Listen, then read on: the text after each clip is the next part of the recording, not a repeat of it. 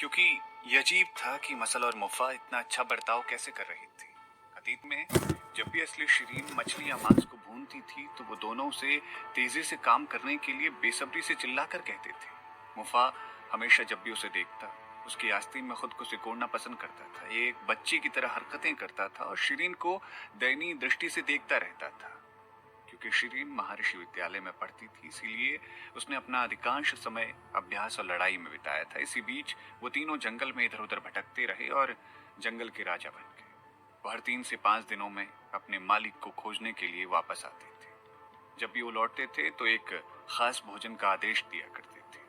शिरीन या तो उन्हें भोजनालय ले जाती थी या भूनने के लिए कुछ जंगली मांस घर ले आती थी। वो 3 महीने से ऐसा ही कर रहे थे। हालांकि उनके शरीर पर किसी और के कब्जे के बावजूद अभी भी किसी को कुछ अलग नजर नहीं आ रहा था। महल मालिक ने अपना सर उठाया और दरवाजा खुलते सुना और आकाशी ऋषि व्यास साहू जी यानी कि शिरीन की एक झलक देखी। उन्होंने लापरवाही से कहा, आपका स्वागत है महल मालिक जी।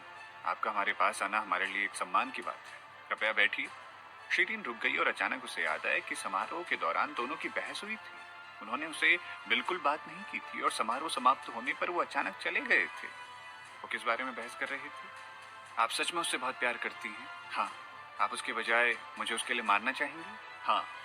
ऐसा लग रहा था कि ये उनकी आखिरी बातचीत थी, लेकिन इस बातचीत ने उन्हें सच में आहत किया था और वो इसे जाने नहीं देना चाहते थे। शिरीन को विश्वास नहीं हो रहा था कि महल मालिक इतने बचकाने हो सकते थे, क्योंकि मसल और बाकी 2 वहां थे। शिरीन उनसे बहस नहीं करना चाहती थी, इसलिए उसने मुस्कुराकर कहा, वाह, भुनी हुई मछली से तो काफी अच्छी खुशबू आ रही है। और फिर वो उनके सामने बैठ गई। मसल ने शिरीन को संदेह भरी नजरों से देखा और फिर धीरे धीरे महल मालिक की ओर बढ़ा। मेरी मालकिन ने कहा है कि ये मछली मेरे लिए है। शिरीन ने अपना हाथ उठाया और उसके खोल पर दस्तक दी। तुम्हें लगता है कि मैं यहाँ तुम्हारी मछली लेने आया हूँ? अगर तुमने मुझे दे भी दी तो मैं इसे नहीं छूऊंगा। मसल ने राहत महसूस की, लेकिन उसने एक सेकंड के लिए शिरीन की ओर देखा। शिरीन ने मुंह फेर लिया और उसकी ओर देखा। तुम मुझे इस तरह क्यों घूर रहे हो? खोल में बच्चे ने अपनी आंख झपकाई। मुझे लगता है कि महल मालिक जी आज बहुत कोमल हो रखे हैं। उन्होंने उसके खोल को वैसे ही खटखटाया जैसे कि उसकी मालकिन किया करती थी। दरअसल मसल और उसके दोस्त सोच रहे थे कि उनकी मालकिन को क्या हो गया था। उन्होंने सोचा था कि वो अपनी मालकिन पर कूद कर उसे चाटेंगे और उसे अपना प्यार दिखाएंगे जब वो उसके पास पहुंचेंगे तब। लेकिन जैसे ही वो अपनी मालकिन के पास पहुंचे, उनकी मालकिन ने उन्हें कस कर लात मारी और वो लगभग 3 फीट दूर जा गिरे। ये चौंकाने वाला था और वो नहीं जानते थे कि ये क्या चल रहा था। यहाँ तक कि मुफा भी अपनी मालकिन की आस्तीन को गले नहीं लगा सका। उनके भ्रम को बढ़ाने के लिए उन तीनों ने अपने गुरु द्वारा व्याख्यान सुना, जिसमें उन्हें घर में एक साथ पालतू जानवर के बजाय राजसी प्राणियों की तरह व्यवहार करने के लिए कहा गया था। उन तीनों ने अपना सबक सीख लिया और उसके करीब जाने की हिम्मत भी नहीं की। सौभाग्य से उनके गुरु को व्याख्यान देने के बाद भी उन्हें कुछ स्वादिष्ट खाना खिलाना याद था। मसल और मुफा का पसंदीदा भोजन उनके मालिक द्वारा भुनी हुई मछली थी। मछली को देखते ही उनमें तुरंत ताकत आ गई और इंतजार करने के लिए जल्दी से वो आग के पास बैठ गए। हालांकि उन्होंने अब अपने गुरु के पास जाने की हिम्मत नहीं की। मसल ने सोचा कि आकाशी ऋषि व्यास साहू जी मछली ले जाएंगे। हालांकि वो मछली नहीं खाना चाहते थे और यहाँ तक कि धीरे से उसके खोल को थपथपा भी रहे थे। यह हरकत उसकी मालकिन करती थी जब वो उससे मिलती थी। इस वक्त मसल शिरीन को बहुत याद कर रहा था। मसल रोने वाला हो रखा था और उसने आकाशी ऋषि व्यास साहू जी की ओर बढ़ने का प्रयास किया। मसल खोल से नीचे कूद गया और असली शिरीन की ओर भागा। उसने उसके हाथ को गुदगुदाने के लिए अपनी एक पूंछ का इस्तेमाल किया। हालांकि शिरीन ने उसके बालों में कंघी करने को अपनी ओर दबा लिया। मुफा हमेशा अपनी पूंछ से उसकी हाथ को गुदगुदी करता था और वो उसके सर से पूंछ तक उसके मुलायम बालों में कंघी करने के लिए उसे अपने हाथ में रखती थी। मुफा के बाल रेशम की तरह चिकने थे, इसीलिए शिरीन जब खाली बैठी रहती तो उसके बालों को कंघी करना पसंद करती थी। जाहिर था छोटू मुफा चाहता था कि वो उसके बालों में कंघी करे। हर बार जब वो उसके बालों को संवारती थी तो वो बहुत आराम महसूस करता था और शिरीन के साथ खेलने के लिए अपनी पूंछ का इस्तेमाल करता था। कुछ समय बाद ये उनकी आदत बन गई। शिरीन लगभग भूल गई थी कि वो अब महल मालिक के शरीर में थी। वो अवचेतन रूप से अपने पसंदीदा पालतू जानवरों के साथ खेलना चाहती थी। तभी महल मालिक को उसके इरादे का एहसास हुआ और उन्होंने फौरन उसकी तरफ देखा। दरअसल जानवर इंसानों से ज्यादा संवेदनशील होते हैं। शायद वो नहीं जानते थे कि उनके मालिक के शरीर के अंदर कोई और रह रहा था, लेकिन वो अपने मालिक की अजीब हरकतों को महसूस कर सकते थे। इस प्रकार शिरीन को उनके सामने सच्चाई को उजागर करने से रोकने के लिए महल मालिक को बहुत सावधान रहना पड़ा। शिरीन ने अपनी उंगलियां जकड़ ली और मुफा के बालों में कंघी ना करने की कोशिश की। मुफा ने काफी देर तक उसे अपनी पूंछ से गुदगुदाया, लेकिन उसे उसकी ओर से कोई प्रतिक्रिया नहीं मिली। छोटा मुफ्फा बहुत उदास था और वो फिर से मसल की खोल पर कूद गया और एक मासूम पिल्ले की तरह लेट गया। शिरीन काफी दुखी थी। उसने महल मालिक को एक निर्देशित संचार भेजा। हम अपने मूल शरीर में कब लौट सकते हैं? महल मालिक ने लापरवाही से जवाब दिया। शायद जिस दिन मेरी हत्या हो जाएगी। शिरीन हैरान थी। वो उनके साथ बकवास बातें नहीं करना चाहती थी। मछली आखिरकार तैयार हो गई। महल मालिक ने शिरीन की ओर देखा। क्या आप इसे चखना चाहते हैं? शिरीन ने मछली की एक झलक ली और पुष्टि की कि मछली का स्वाद भयानक होगा, इसीलिए उसने अपना सर हिलाया। मैंने सोचा था कि आप इसे मसल को देने वाले। महल मालिक ने मुस्कुराते हुए कहा, आप महल मालिक जी हैं, आप अतिथि हैं। बेशक, आपको इसे पहले देना चाहिए। तो क्या आप इसे चखना चाहते हैं? शिरीन उत्सुक नहीं थी। उसने अपना सर हिलाया। इसे मसल को दे दो, आपको अपना वादा निभाना चाहिए। महल मालिक ने बात करना बंद कर दिया और मछली को मसल को दे दिया। मसल पहले से ही अपनी मछली का बेसब्री से इंतजार कर रहा था। उसने जल्दी से खाना शुरू कर दिया। उसने एक निवाला काटने के बाद महल मालिक की ओर देखा और फिर दूसरी बार निवाला काटने के बाद फिर से उनकी ओर देखा। महल मालिक खुश नहीं थे। तुम मुझे क्यों देख रहे हो? क्या मुझे देखकर तुम्हारा खाना अच्छा हो सकता है? मसल ने अपना मुंह फेर लिया। मालकिन, मुझे लगता है कि आपकी खाना बनाने की कला खराब होती जा रही है। महल मालिक परेशान थे। उन्हें एक पालतू जानवर से इस जवाब की उम्मीद नहीं थी। वो मुश्किल से किसी के लिए खाना पकाते थे और अब मसल उनकी बुराई कर रहा था। महल मालिक जी को कम ही शर्मिंदा देखा जाता था, इसीलिए शिरीन हंसी और पूछा, क्या कोई और मछली है? मैं इसे भून दूंगा। महल मालिक ने मसल की ओर देखा, फिर शिरीन की तरफ देखा। और नहीं, सिर्फ एक? क्या मछली पकड़ने में आधा दिन बिताने के बाद भी उन्हें सिर्फ एक ही मछली मिली थी? उनका हुनर सच में पहले से घटिया हो गया था। मसल को यकीन नहीं हो रहा था कि एक, ये मेरे दांतों के बीच के अंतराल को भरने के लिए काफी नहीं है। मालकिन, हम हर 3 दिन में सिर्फ एक बार वापस आते हैं। आप हमारे साथ ऐसा कैसे कर सकती हैं? महल मालिक परेशान थे और उन्होंने कहा, दुर्व्यवहार? मैं इसे अब सिर्फ तुम्हारी आंखों में देख सकता हूँ। आपके मालिक को आपके लिए खाना बनाना और आपकी सेवा करना पसंद है। हालांकि उनकी आवाज शिरीन की आवाज की तरह थी, लेकिन उनका लहजा महल मालिक के बोलने के तरीके जैसा लग रहा था। इसलिए उनकी बात सुनकर मसल डर गया और इसी वजह से उसने अपने शरीर को सिकोड़ लिया और बुदबुदाया, आप हमारे लिए बहुत सारा खाना पकाती थी।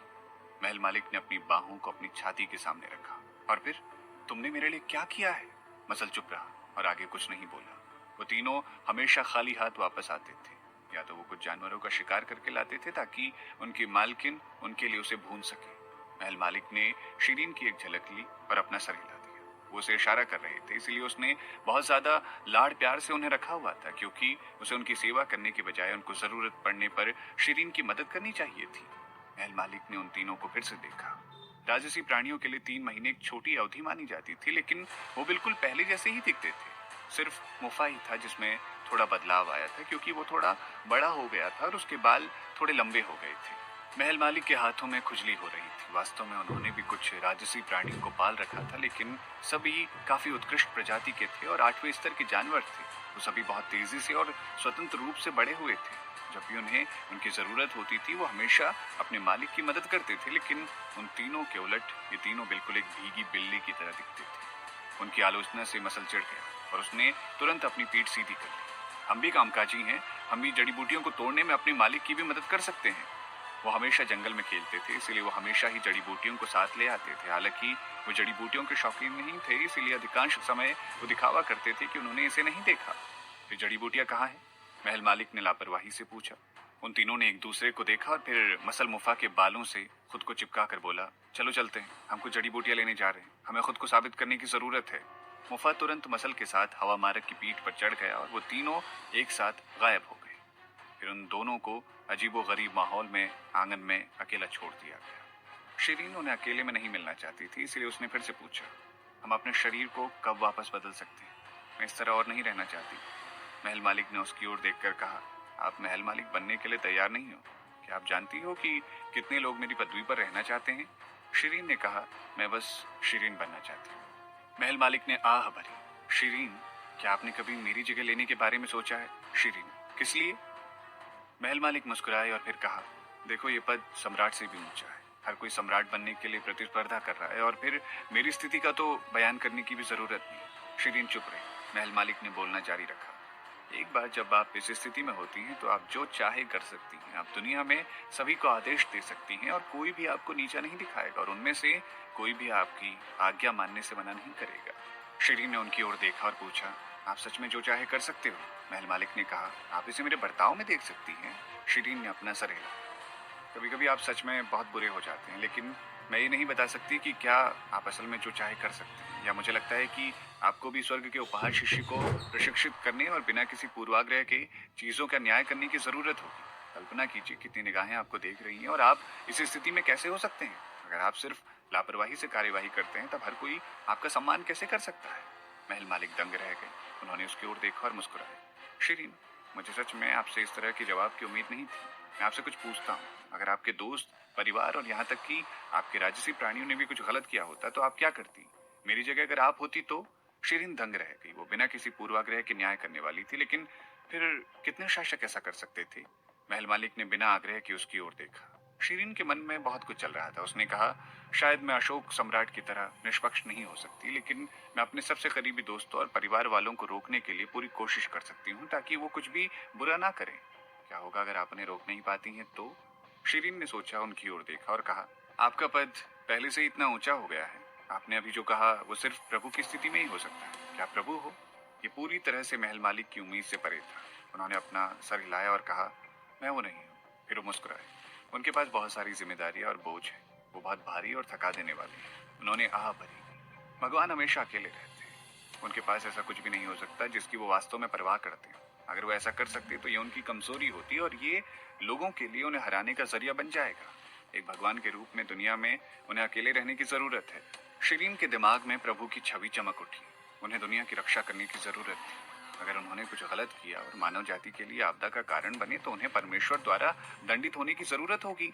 वास्तव में उनके पास कोई ऐसा व्यक्ति नहीं होना चाहिए जिसकी वो वास्तव में परवाह करते हो। अगर वो भी इसी स्थिति में होते तो? शिरीन सोच रही थी, लेकिन वो इस स्थिति के बारे में क्या सोचेगी? वो भगवान नहीं थी। ये बादशाह से अलग था, इसीलिए इसका मतलब नहीं था कि अगर वो इसे ले जाने की कोशिश करेगी तो वो इसे पालेगी। शिरीन को एहसास हुआ कि महल मालिक ने उसके विचारों को गुमराह कर दिया। उसने उनकी ओर देखा और महसूस किया कि वो मछली को भून रहे थे। अरे, मैंने सोचा कि तुमने कहा था कि कोई और मछली बची नहीं है। शिरीन ने उनकी टोकरी को देखा और पाया कि अंदर कुछ और मछलियां बची थी। मेरा मतलब था कि उनके खाने के लिए और मछली नहीं है। महल मालिक ने धीरे से उत्तर दिया। वो अभी भी परेशान थे। मसल ने सिर्फ मेरे कौशल की आलोचना की। शिरीन ने उनकी ओर देखा और काफी खुश महसूस की। उसने अचानक महसूस किया कि महल मालिक जी एक छोटे बच्चे की तरह थे। जब उन्होंने अपना खिताब हटा दिया तो वो शायद बहुत पराक्रमी होने के अभ्यस्त थे और उन्होंने कभी भी हार का सामना नहीं किया था, इसीलिए वो अभिमानी थे। वो ठीक है महल मालिक, हम अपने शरीर को कब वापस पा सकते हैं? शिरीन ने फिर से सवाल किया। महल मालिक ने कहा, आप सच में मेरी जगह पर नहीं रहना चाहती हो? शिरीन को लगा कि उसने अभी अभी उनसे बात करने में बहुत मेहनत जाया कर दी, इसलिए उसने उत्तर दिया, बिल्कुल नहीं, मुझे ये नहीं चाहिए, भले ही आप मुझे इसे दे दें। महल मालिक ने आह भरते हुए कहा, तो आप ये नहीं चाहती? शिरीन को साफ नहीं सुनाई दिया तो उसने दोबारा पूछा, क्या? मैंने कहा कि अगर आप अपने शरीर को वापस पाना चाहती हैं तो आपको कुछ त्याग करना होगा। शिरीन ने मुंह फेर लिया। कैसा त्याग? मेरे साथ इसी कमरे में रहो। महल मालिक ने उस पर बम गिरा दिया। शिरीन दंग रह गई। क्या? वही कमरे से उनका क्या मतलब था? क्या वो चाहते थे कि वो अपने शरीर के साथ ही सोए रहे? उसका चेहरा पीला पड़ गया और उसने महल मालिक को देखा। क्या तुम मुझे बेवकूफ बना रहे हो? ये बहुत ज्यादा हो गया है। महल मालिक ने उसकी ओर देखा और लगभग रो दिया। ईमानदारी से कहूं तो मैंने कभी नहीं सोचा था कि मेरा चेहरा मेरे भावों को सही से दिखा सकता है। मुझे लगता था कि आपके चेहरे के भावों की एक विस्तृत श्रृंखला है। शिरीन हैरान हो गई थी। महल मालिक ने आगे कहा, इसके अलावा एक ही कमरे में एक साथ सोना कितना ही ज्यादा है। हमें अपने शरीर की आध्यात्मिक शक्ति के कम से कम 10% ठीक होने की प्रतीक्षा करने की आवश्यकता है। अगर हम कभी भी शरीर बदलने के करीब आते हैं तो हमें तेजी से ठीक होने के लिए एक खास युद्धकला तकनीक का अभ्यास करने की आवश्यकता है। अगर आप इसे स्वयं नहीं कर सकती तो मुझे आपको देखने और आपको याद दिलाने की जरूरत है। अब वो जानती थी कि उनका क्या मतलब था। शिरीन ने राहत की सांस ली। ऐसा लग रहा था कि महल मालिक ने कुछ महसूस किया था और वो अचानक हंसे और कहा, क्या एक ही कमरे में रहने का मतलब दूसरी दुनिया में कुछ और है? शिरीन ने सख्त आवाज में कहा, नहीं। महल मालिक ने उसे फिर से तब तक देखा जब तक कि उसे झुंझलाहट नहीं हुई। उसने उनकी ओर देखा और कहा, तुम क्या देख रहे हो? ये तुम्हारा चेहरा है, तुम इससे इतने मोहित क्यों हो? महल मालिक मुड़े और बैठ गए। हाँ, मैंने इस तरह खुद को काफी देर से नहीं देखा है। उन्होंने सर हिलाया और खुश हो गए। मैं वास्तव में हर तरह से बहुत आकर्षक और सुंदर दिखता हूँ। शिरीन एक सेकंड के लिए चुप रही, फिर कहा, महल मालिक, मुझे लगता है कि आपकी त्वचा हर जगह से बहुत मोटी है। महल मालिक जोर से हंसे। शिरीन, तुम सच में मुझे अच्छी तरह से जानती हो। मछली अब तैयार थी और उन्होंने खुशी खुशी उसे शिरीन को देखा। लो, ये खाकर देखो। ईमानदारी से कहें तो उनका कौशल शिरीन की तुलना में बहुत घटिया था, तो वो कभी भी उसके प्रति विनम्र नहीं रहे थे। उसने एक निवाला खाया और कहा, हाँ, कोई हैरानी नहीं कि मसल इतनी बुराई क्यों कर रहा था इसकी। उसने कहा, मुझे लगता है कि एक कुत्ता भी इसे खाना नहीं चाहेगा। महल मालिक हैरान थे, वो अभी भी निराश थे। शिरीन ने उन्हें सिखाई प्रक्रियाओं के अनुसार मछली को भूना गया था और ये बेस्वाद कैसे निकल सकती थी। क्या ये मछली की समस्या है? शायद मछली बिल्कुल भी ताजा नहीं है। महल मालिक ने समस्या का विश्लेषण करना शुरू कर दिया। शिरीन ने उनकी ओर देखा और सीधे टोकरी से मछली लेने चली गई। वो उनके लिए कुछ मछलियां भूनना चाहती थी। वास्तव में शिरीन ने महल मालिक को स्वाद लेने के लिए कुछ भुनी हुई मछलियां दी और उसके बाद उनके पैरों के पास वास्तव में कुछ नहीं था। फिर उन दोनों ने आग के पास बैठे बैठे कुछ मछलियां खत्म की। तभी शिरीन को अचानक किसी की याद आई। ओ हाँ, सोमती देवी कहाँ है? बेशक मैंने उसे जाने के लिए कह दिया। महल मालिक ने सच में उसकी परवाह नहीं की। अचानक उन्होंने अपना सर उठाया और शिरीन के होठों के किनारे पर कुछ मसाला लगा हुआ देखा। सच में उन्हें साफ सफाई कुछ ज्यादा ही पसंद थी। वो इसे देखकर सहन नहीं कर सके और शिरीन का मुंह पोंछने लगे। मुझे नहीं पता कि सिर्फ मछली खाने से तुम्हारा मुंह इतना तेल तेल कैसे हो जाता है। ठीक उसी समय दोनों एक दूसरे के काफी करीब आ गए थे। शिरीन ने फिर से उनके शरीर की जानी पहचानी खुशबू को सूंघा। वो दंग रह गई और उसने अचानक ऊपर देखा, क्योंकि वो उसके बहुत करीब थे। इसीलिए जब उसने अपना सर उठाया तो उसके होंठ उनकी ठुड्डी पर लग गए।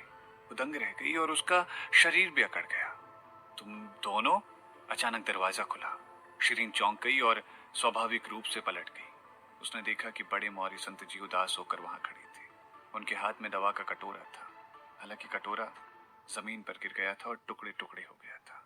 सूप के बचे हुए हिस्से हर जगह फैल गए थे। शिरीन एक भी शब्द बोल नहीं सकी। अवचेतन रूप से उसने महल मालिक को दूर धकेल दिया, जो अभी उससे आधे फीट की दूरी से भी कम में खड़े थे।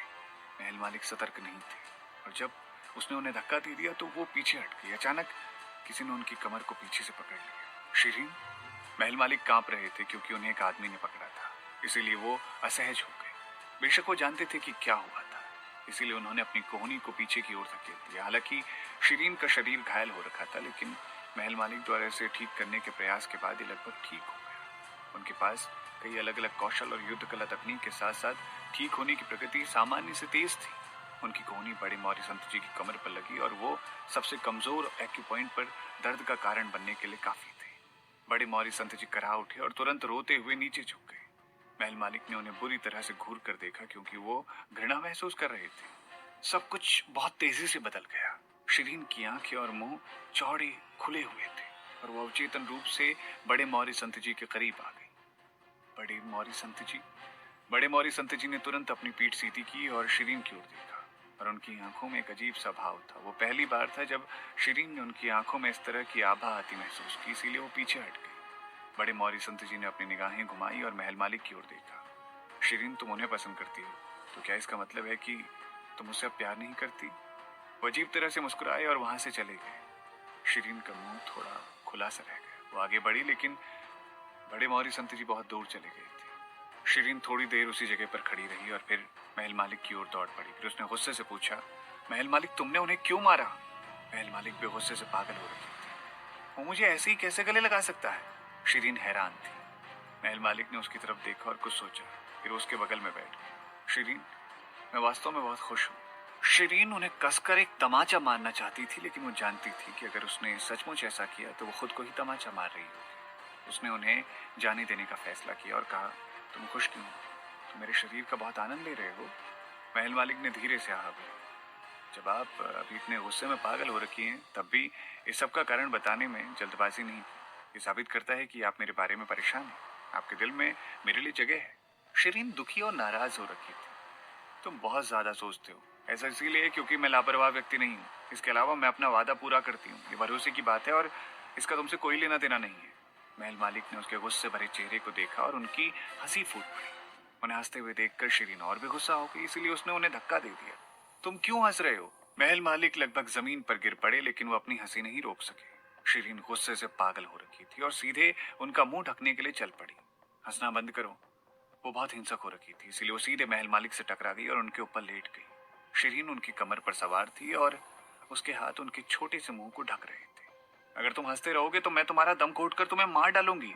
बेशक महल मालिक अब और नहीं हंस सकते थे, क्योंकि उनका मुंह ढका हुआ था। उन्होंने जवाब दिया, ठीक है, मैं हंसना बंद कर दूंगा। हालांकि उन्होंने कहा कि वो हंसना बंद कर देंगे, फिर भी उनकी आंखें हंसी से छलनी हो रखी थी।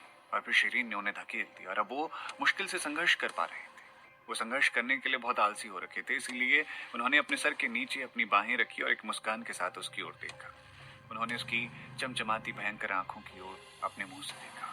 यही कारण था कि पहली बार उन्होंने महसूस किया कि उनका चेहरा आकर्षक था और ये चुंबन करने के लिए बहुत आकर्षक था। उन्होंने उसका मुखौटा नीचे उतारने के लिए अपना हाथ बढ़ाया और गलती से उसकी उंगली उसके कान को छू गई। वो कान जल रहा था। गर्मी इतनी तेज थी कि उनके दिल की धड़कन तेज हो गई। अचानक उन्होंने अपना शरीर घुमा दिया। भले ही वो एक स्त्री के शरीर में रह रहे थे, लेकिन उनकी आध्यात्मिक शक्ति आंशिक रूप से ठीक हो गई थी। इसके अलावा वो रणनीति बनाने में अच्छे थे, इसीलिए वो अपनी स्थिति बदलने में कामयाब रहे, क्योंकि शिरीन अभी सतर्क भी नहीं थी। दोनों में पर्दों की अदला बदली हो गई थी। महल मालिक अब शिरीन के ऊपर थे और उसके चेहरे पर लगा मुखौटा जमीन पर गिर गया था। महल मालिक शायद शिष्टाचार का अर्थ नहीं जानते थे और वो चुम्बन पाने के लिए उसके गालों पर टूट पड़े। ये शिरीन की अपेक्षा से परे था, लेकिन वो समझौता करने के लिए कैसे तैयार हो सकती थी। उसे अपना सर एक तरफ करना पड़ा। वो उन्हें लात मारना चाहती थी। महल मालिक अच्छी तरह से तैयार थे। उन्होंने उसके पैरों को जकड़ लिया ताकि वो उन्हें फिर से लात ना मार सके। उफ! उन्हें दरवाजे के पास आवाज सुनाई दी। वो दोनों जो एक होकर एक दूसरे के गले लगे हुए थे, वो दंग रह गए और धीरे धीरे अपना सर घुमाकर देखने लगे। सोमती देवी की आंखें चौड़ी हो गई, जैसे कि उसे बिजली का झटका लगा हो। मैंने फिर से कुछ नहीं देखा। सोमती देवी तेजी से भाग गई और दो फल जमीन पर लुढ़क रहे थे। जाहिर था सोमती देवी शिरीन को फल देना चाहती थी, लेकिन उसने ये सब देखने की उम्मीद नहीं की थी। शिरीन महल मालिक पर इस तरह का दबाव डाले कि शिरीन लगभग रो पड़ी थी, क्योंकि वो जानती थी कि वो खुद को भी कैसे समझाए। वो और कुछ नहीं बदल सकती थी। वो अब शरीर की अदला बदली में और देरी नहीं कर सकते थे। लंबे समय विचार करने के बाद शिरीन आखिरकार महल मालिक के साथ उसी कमरे में रहने को सहमत हो गई। इसी बीच वो इस समय बड़े मौर्य संत जी को अब कुछ भी नहीं समझा सकती थी, जब तक कि वो अपने शरीर को वापस नहीं पा लेती। शिरीन की अपनी योजना थी, लेकिन महल मालिक के अनुसार अगर वो उनके तरीकों के अनुसार अभ्यास करे तो उसके शरीर की आधी शक्ति वापस आ सकती थी। यहाँ तक कि अगर वो पूरी तरह से ठीक नहीं हो पाया तो ये एक हद तक ठीक हो जाएगा कि वो आत्माओं को बदल सके। कुछ समय में वो दोनों एक एक करके अपने अपने शरीर में वापस आ गए होंगे और वो बड़े मौर्य संत जी को तभी समझाएगी जब महल मालिक पूरी तरह से ठीक हो जाएंगे।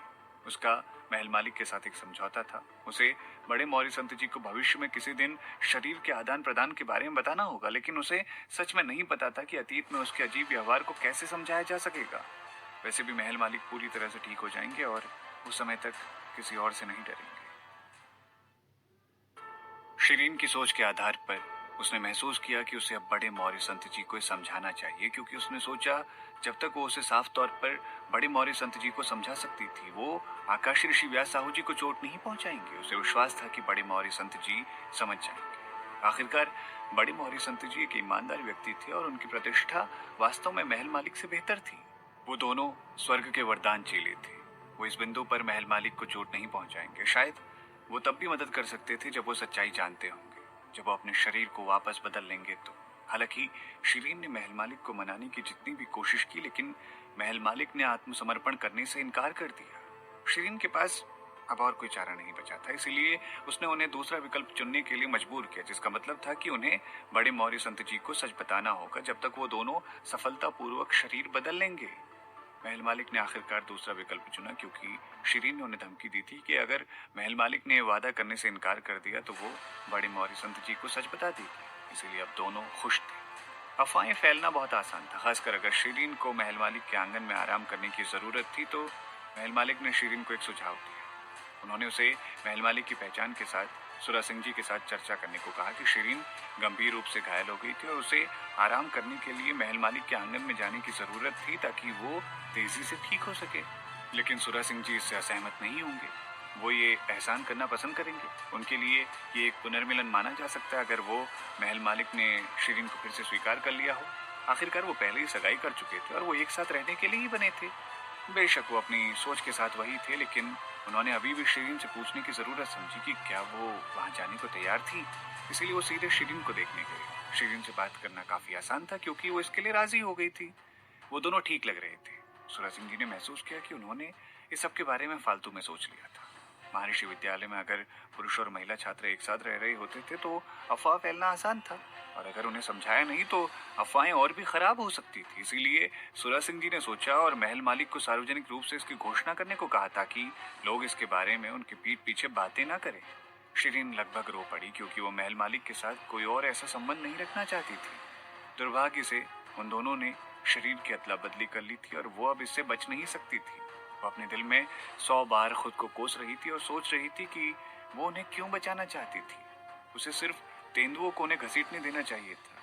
वो शायद तेंदुओं के काटने से नहीं मरती। उस रात जरूर उस पर एक दुष्ट आत्मा आ गई होगी। हालांकि उसे बहुत देर तक पछतावा नहीं होना चाहिए था क्योंकि इससे कुछ भी नहीं बदलेगा। इस तरह वो सिर्फ सबसे उपयुक्त मार्ग पर अपना जीवन जारी रख सकती थी। उसने महल मालिक की पहचान के साथ सार्वजनिक रूप से इसकी घोषणा की। बेशक उन्होंने दर्शकों को झटका दिया था, लेकिन हर कोई इससे हैरान नहीं था। जब उसने खबर की घोषणा की, सुमति देवी भी वहां खड़ी सबको सुन रही थी। उसका चेहरा कागज की तरह पीला पड़ गया था और सब उसे देख रहे थे। वो लगभग जमीन पर गिर पड़ी थी। बड़े मौर्य संत जी भी वहां मौजूद थे। उनका चेहरा पीला पड़ गया था और वो उसे ही देख रहे थे। शिरीन बहुत दोषी महसूस कर रही थी। वो अपने दिल में महल मालिक को कोस रही थी, इसीलिए वो बड़े मौर्य संत जी की ओर देखना भी नहीं चाहती थी और उसने धीरे से अपनी निगाहें उन पर से हटा दी। बड़े मौर्य संत जी अभी भी उसे देख रहे थे। उन्होंने अपने होठों को हिलाया और फिर महल मालिक को देखा जो अब शिरीन के शरीर में थे। बड़े मौर्य संत जी ने आगे बढ़कर शिरीन से बात की। आकाशीय श्री व्यासा हो जी, मैं शिरीन की स्थिति के बारे में थोड़ा सा आपसे ज्यादा जानता हूँ। मैं उसके ठीक होने तक उसका इलाज करने की पूरी कोशिश करूंगा। मुझे नहीं लगता कि उसके लिए आपके निवास में जाना जरूरी है। आखिरकार एक पुरुष और एक महिला का एक साथ रहना निश्चित रूप से कुछ अफवाहें पैदा करेगा ही। ये महल मालिक जी को शायद प्रभावित नहीं कर सकता है क्योंकि लोग सोचेंगे कि आप चुलबुले हैं, इसीलिए ये आपकी प्रतिष्ठा को प्रभावित नहीं करेगा। हालांकि ये शिरीन के लिए अलग है। इससे उसकी प्रतिष्ठा और छवि खराब होगी। और बड़े मौर्य संत जी ने ये बात बहुत ईमानदारी से कही। दरअसल उन्होंने जो कहा वो सच था। सभी ने सर हिलाया। सुरा सिंह जी ने कुछ सोचा और कहा, मुझे याद है कि महल मालिक जी और शिरीन पहले से शादी करने वाले थे। इस मामले में वो दोबारा जुड़ सकते हैं जिससे समस्या का समाधान हो जाएगा। सब राजी हो गए थे। बड़े मौर्य संत जी परेशान थे। वो सोच में डूब गए क्योंकि उन्होंने उम्मीद नहीं की थी कि वो जो कहेंगे सुरा सिंह जी उस पर ये सुझाव देने को प्रेरित हो जाएंगे। शिरीन ने भी मुंह फेर लिया। वो वास्तव में सिर्फ अपने शरीर की अदला बदली करना चाहती थी। बाकी सब इस समय कुछ भी जरूरी नहीं था।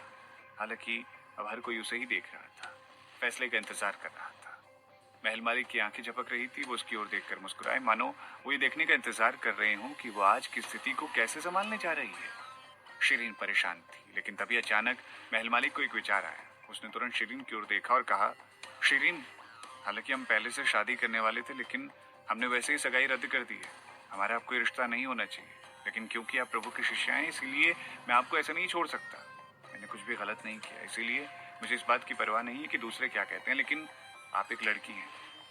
ये कैसा रहेगा? क्योंकि मैं आपसे कई साल बड़ा हूँ और आपका बड़ा होने के लिए पर्याप्त योग्य हूँ, इसलिए मैं साथ ही तुम्हें मेरी देवी पुत्री मान लेता हूँ ताकि लोग इसके बारे में गपशप ना करें। महल मालिक लगभग गिर गए। उसकी ओर देखा और कहा, देवी पुत्री, तुम सही कह रही हो। शिरीन को डर था कि वो बहस करेंगे, इसलिए उसने जल्दी से उन्हें एक संदेश भेजा।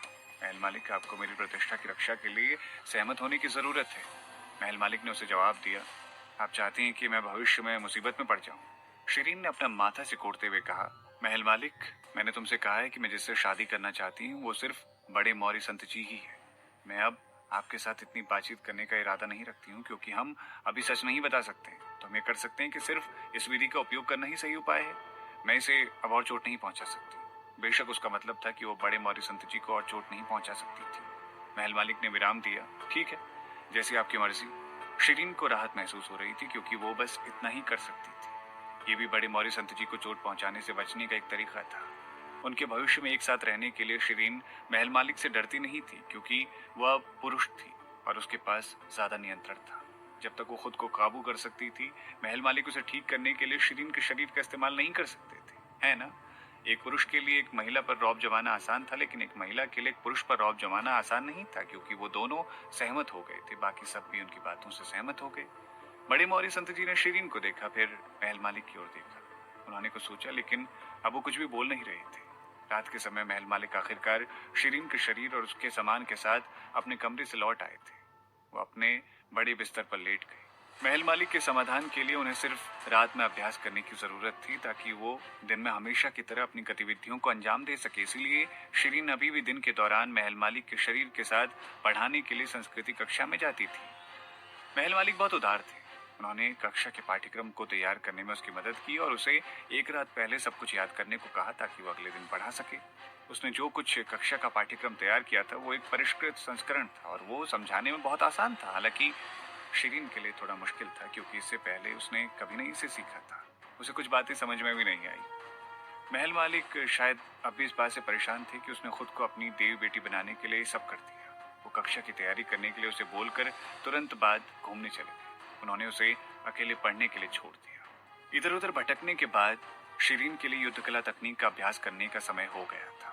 महल मालिक ने उसे अपने पैरों को एक दूसरे के ऊपर रखकर बैठने को कहा और धीरे धीरे उसे प्राकृतिक ऊर्जा को अवशोषित करने के लिए कदम दर कदम निर्देशित किया और आध्यात्मिक ऊर्जा को एक निश्चित बिंदु तक कैसे ले जाया जाता है वो भी सिखाया। अभ्यास के बाद शिरीन ने महसूस किया कि महल मालिक ने उसे मूर्ख नहीं बनाया था क्योंकि अभ्यास वास्तव में अलग था। ये उसके पैर के साथ लंगड़ी टांग खेलने से भी अधिक कठिन था और प्रक्रियाएं सटीक होनी चाहिए थी। सौभाग्य से शिरीन बहुत चालाक थी। उसने महल मालिक द्वारा बताए गए सभी कदमों को याद कर लिया और उसे करना जारी रखा। शुरुआत में महल मालिक ने सोचा उसे कुछ समय के लिए प्रक्रियाओं को जारी रखने की जरूरत हो सकती थी, इससे पहले कि वो इसे सही ढंग से कर सके, लेकिन वो 2 बार असफल होने के बाद तीसरे प्रयास में इसे सही ढंग से करने में सफल रही। महल मालिक ने राहत महसूस की। उन्होंने देखा कि वो कैसे ठीक से संभालने में कामयाब रही। उन्होंने उसकी तारीफ की। ये बिल्कुल बुरा नहीं है, काफी चालाक। हाँ, शिरीन को गर्व महसूस हुआ और वो मुस्कुराई। उनसे तारीफ पाना आसान नहीं था, हालांकि थोड़ी देर बाद ही पता चला कि ये पहला कदम था। उसे अभ्यास के 2 घंटे बाद एक और युद्ध कला तकनीक का अभ्यास जारी रखना था, इसीलिए उसे फिर से नए सिरे से सीखने की जरूरत थी। इसके अलावा दूसरा अभ्यास पहले अभ्यास से अधिक जटिल था और तीसरे अभ्यास के बारे में तो बात ही मत करें। शिरीन को लगा कि उसे समझदार माना जा सकता था, लेकिन जब उसने युद्ध कला तकनीक का अभ्यास किया तो उसे महसूस हुआ कि उसकी समझदारी कम थी। उसे इसे सुधारने की जरूरत थी। जब उसने तीसरी युद्ध कला तकनीक का अभ्यास किया तो उसकी देखभाल के लिए महल मालिक को वहीं रुकने की जरूरत थी ताकि वो कुछ गलत होने पर उसे याद दिला सके। कई असुविधाओं के बाद शिरीन ने अगले दिन हल्का और ऊर्जावान महसूस किया। उल्टा उसका शरीर और भी भारी हो गया था। ऐसा इसीलिए था क्योंकि उसने गलती से सांस ले ली थी और हवा गलत नली में चली गई थी। जब उसने पिछली रात अभ्यास किया था तो उसने खून की उल्टी भी की थी। महल मालिक थक गए थे क्योंकि वो पूरी रात उसके साथ थे। शिरीन ने अपनी आंखों को रगड़ा और कहा, महल मालिक, क्या तुम्हें यकीन है कि यह सही तरीका है? मुझे लगता है कि तुम्हारे शरीर की हालत कल से बदतर हो चुकी है। महल मालिक ने आगे कदम बढ़ाया और अपनी नब्ज की जांच की। चिंता मत करो, ये मेरी कल्पना से बहुत बेहतर है। मैंने शुरू में सोचा था कि आपको कम से कम 8 या 10 बार खून की उल्टी होगी, लेकिन आपने सिर्फ 1 बार उल्टी की और ये बेहतर है। शिरीन हैरान थी। उसने उन्हें संदेह से देखा और कहा, क्या आपको यकीन है कि ये ठीक है? मुझे चिंता है कि अगर हम कुछ और बार अभ्यास करते हैं तो आपका शरीर आखिर में एक छोटी लड़की की तरह कमजोर हो जाएगा। उस स्थिति में लोग आपको महल मालिक जी के रूप में संबोधित नहीं करेंगे, बल्कि वो आपको महल मालकिन बुलाएंगे। महल मालिक ने आह भरते हुए कहा, मैं नहीं जानता कि महल मालकिन क्या है। ये शायद मेरे लिए एक बीमार बिल्ली की तरह हो। मैं इतना ऊब नहीं रहा हूँ कि जानबूझकर अपने शरीर का गलत उपयोग करूँ। चिंता ना करें, आप एक और रात के अभ्यास के बाद इसके बाद का प्रभाव देखेंगे, ठीक है? शिरीन ने राहत महसूस की। उसने आकाश की ओर देखा और अपनी पलकों को रगड़ते हुए कहा, मैं जल्दी ही कक्षा में जाने वाली हूँ। शिरीन ने सोमती देवी से सुना कि संस्कृति कक्षा की कक्षा बहुत बड़ी और ऊंची होती है। जब वो अखाड़े में लड़ती थी तो वो अपनी क्षमताओं के साथ कक्षा में प्रवेश करना चाहती थी।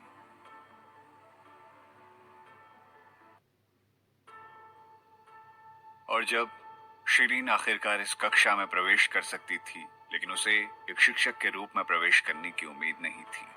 महल मालिक जी का बहुत सम्मान था और बहुत से लोग उन्हें पसंद करते थे। इस तरह पहले दिन शिरीन आकाशी ऋषि व्यास साहू जी के कक्ष में गई। वहां सभी छात्र उसका अभिवादन करने के लिए खड़े हुए तो उसे बहुत गर्व और खुशी हुई। हालांकि जब उसने पढ़ाना शुरू किया तो उसने महसूस किया कि संस्कृति कक्षा की शिक्षिका बनना आसान नहीं था। जैसा कि सभी जानते थे कि संस्कृति वर्ग की पहली कक्षा के सभी छात्र प्रतिभाशाली और महान थे। यहाँ तक कि उन्हें सबसे अच्छा भी कहा जा सकता था। वो सभी बुद्धिमान और प्रतिभाशाली थे और निश्चित रूप से वो अभिमानी और जिद्दी भी थे। जब वो पढ़ा रही थी तो कुछ भी समझ न आने पर छात्र तुरंत प्रश्नों की बौछार कर देते थे और उसके समझाने की प्रतीक्षा करते थे। शिरीन को चक्कर आ गए थे क्योंकि वो पूरी रात अभ्यास कर रही थी। इसके अलावा वो वास्तव में व्याख्यान को नहीं समझ पाई थी और उसने सिर्फ उसी के अनुसार पढ़ा था जो महल मालिक ने उसे तैयार करने को कहा था। वास्तव में ऐसी बहुत सी बातें थी जो वो जान नहीं सकी थी। हालांकि ये अच्छी बात नहीं थी कि जब छात्रों ने एक प्रश्न पूछा और महल मालिक जी एक शब्द भी ना बोल सके। इसीलिए शिरीन ने दर्शकों की कुर्सी पर बैठे बैठे महल मालिक को इशारा करने के लिए एक संकेत दिया। दुर्भाग्य से महल मालिक की किताब पढ़ रहे थे और उन्होंने उसकी तरफ बिल्कुल भी नहीं देखा। लानत थी। वो इंतजार कर रहे थे कि वो कितना शर्मिंदा हो सकती थी। संस्कृति कक्षा में छात्रों के लिए पाठ्य पुस्तक प्राथमिक विद्यालय की पाठ्य पुस्तक की तरह थी। उन्होंने उसे पढ़ने की जहमत क्यों उठाई? उसने उस छात्र से कहा कि जिसने प्रश्न पूछा था कि प्रतीक्षा करें, क्योंकि वो कक्षा के अंत में उसे सब कुछ समझाएगी। फिर उसने महल मालिक को एक निर्देशित संदेश भेजा। आकाशीय श्री व्यास साहू जी, उत्तर उत्तर दो। महल मालिक उसे ना सुनने का नाटक कर रहे थे और उन्होंने पाठ्य पुस्तक पढ़ना जारी रखा। आकाशीय ऋषि महल मालिक, शिरीन उन्हें बुलाना जारी रख रही थी। महल मालिक अभी भी नाटक कर रहे थे और ऐसा लग रहा था कि वो कुछ लिख रहे। शिरीन बड़ी परेशान थी। फिर उसने कहा, महल मालिक, अगर आप मुझे जवाब नहीं देने वाले हैं तो मैं उन्हें बेतरतीब ढंग से जवाब दूंगी और ये आपकी गलती होगी और भविष्य में अगर उन्हें पता चलता है कि ये सही तरीका नहीं था तो उस समय आप ही शर्मिंदा होंगे। महल मालिक ने आखिरकार अपना सर उठाया और उसकी एक झलक ली। जाने मन, पिता शर्मिंदा होने से नहीं डरते, तुम्हें जो बोलना है बोलो। शिरीन परेशान थी क्योंकि उन्होंने उसे लंबे समय से जाने मन नहीं कहा था। ये सुनकर उसे थोड़ा अजीब लगा और उनके द्वारा कहे गए पिता शब्द ने भी उसे सफलतापूर्वक झटका दे दिया था और उसके हाथ में वो कागज था जो फर्श पर गिर गया था। वो निश्चित रूप से उसे खुद को शर्मिंदा करते हुए देखने के लिए इंतजार कर रही थी। शिरीन थोड़ा गुस्सा हो गई। हालांकि वो महल मालिक को शर्मिंदा कर सकती थी, लेकिन वो भी उनके शरीर में रह रही थी। ऐसे में उसे भी शर्मिंदगी उठानी पड़ी। उसने अपने होठ फड़फड़ाए और वो कुछ सोचने लगी। वो अनुपस्थित थी और बात की सामग्री से लगभग गलत जानकारी देती रही। दुर्भाग्य से बहुत से ऐसे छात्र थे जिन्हें उनका व्याख्यान समझ नहीं आया। ध्रुव सिंह उनमें से एक थे। वो शायद अभी भी महल मालिक से नफरत करता था क्योंकि उन्होंने विद्यालय में शिरीन का मजाक बना दिया था। इसीलिए उसने एक अधिक मुश्किल सवाल पूछने का मौका ढूंढ लिया जिसमें कई बहुत तकनीकी शब्द और सामग्री शामिल थी। शिरीन सिर्फ बकवास बातें नहीं कर सकती थी, इसीलिए उसने उन्हें प्रश्नों को लिखने को कहा और वो इसे बाद में समझाएगी ये भी कहा। करते समय वो सोच रही थी कि कक्षा के ठीक होने के बाद उनसे बचने के लिए वो कौन सा बहाना इस्तेमाल कर सकती थी। उसने पहले से ही गुप्त रूप से सारे सवाल याद कर लिए थे और उन्हें बाद में किसी और से पूछने की योजना बना रही थी। शायद उसे बड़े मौर्य संत जी से पूछना चाहिए, लेकिन वो महल मालिक के शरीर के साथ बड़े मौर्य संत जी से कैसे पूछ सकती थी? ये निश्चित रूप से मदद नहीं करेंगे। शायद उसे सुरा सिंह जी को मूर्ख बनाने का नाटक करना चाहिए। शायद उन्हें पता हो। आखिरकार एक पाठ समाप्त हो गया। वो जानती थी कि छात्र उससे प्रश्न पूछने वाले। वो एक बार खांसी और कुछ बहाने से भागने की सोचने लगी। हालांकि महल मालिक के पास से वो चुपके से गुजरी और उनके हाथ में कुछ कागज उसने रख दिए। इसने उन्हें देखा और महसूस किया कि सभी छात्रों के सवालों के जवाब थे। महल मालिक का लेखन काफी सुंदर और प्रभावशाली था। शिरीन ने छात्रों के पास आने का इंतजार किया और फिर उन्हें वो कागज थमा दिए जैसे कि वो कोई जादू कर रही है। ये रहे तुम्हारे सवालों के जवाब। जब छात्र उन कागजों को देख रहे थे, आकाशीय श्री व्यास साहू जी पहले ही जा चुके थे। इस तरह पाठ आखिरकार खत्म हो गया। महल मालिक को हर दिन तो नहीं, लेकिन हर 3 दिन में एक बार पढ़ाना पड़ता था। शिरीन के लिए राहत की बात मानी जा सकती थी। हालांकि वो पढ़ाने के लिए संघर्ष कर रही थी, लेकिन इससे उसे भी फायदा हुआ क्योंकि उसने कक्षा में पढ़ाते समय काफी कुछ सीखा। इसके अलावा उसने किसी भी छात्र से अधिक हासिल किया क्योंकि वो वक्ता थी। जब वो कक्षा से बाहर आई तो सोमती देवी अकेली पथरीली कुर्सी पर बैठी थी और उसकी आंखें नम थी। उसे सोमती देवी की परवाह करने की आदत थी, इसीलिए वो उसके करीब चली गई और थोड़ी देर के लिए सोमती देवी के पास खड़ी रही। सोमती देवी सुस्त लग रही थी, इसीलिए उसने शिरीन को आते हुए नहीं देखा। तो धीरे से खांसी और सोमती देवी चौंक गई। उसने जल्दी से घुटने टेके और प्रणाम किया। आकाशीय श्री व्यास साहू जी। शिरीन ने आ भरी, क्या हुआ तुम्हें? सोमती देवी ने अपना सर हिलाया और जवाब दिया, नहीं कुछ नहीं, मुझे कुछ काम है, मुझे अब जाना चाहिए। वो जल्दी से झुकी और खरगोश की तरह तेजी से दौड़ गई। शिरीन हैरान थी। मुझे विश्वास नहीं हो रहा है कि महल मालिक जी को शिरीन के दोस्तों की परवाह है। कोई अजीब सी आवाज में बात कर रहा था। शिरीन ने मुड़कर ध्रुव सिंह को देखा। वो लड़का परेशान लग रहा था, लेकिन उसने महल मालिक पर गुस्सा करने की हिम्मत नहीं की। जाहिर तौर पर वो सोमती देवी के भावुक होने के पीछे के कारण से वाकिफ था। सोमती देवी को क्या हुआ है? शिरीन ने पूछा। वो शायद उदास है। हालांकि हम संस्कृति कक्षा में प्रवेश कर चुके हैं, लेकिन शिरीन ने वास्तव में हमसे अब बिल्कुल बात करना बंद कर दी है।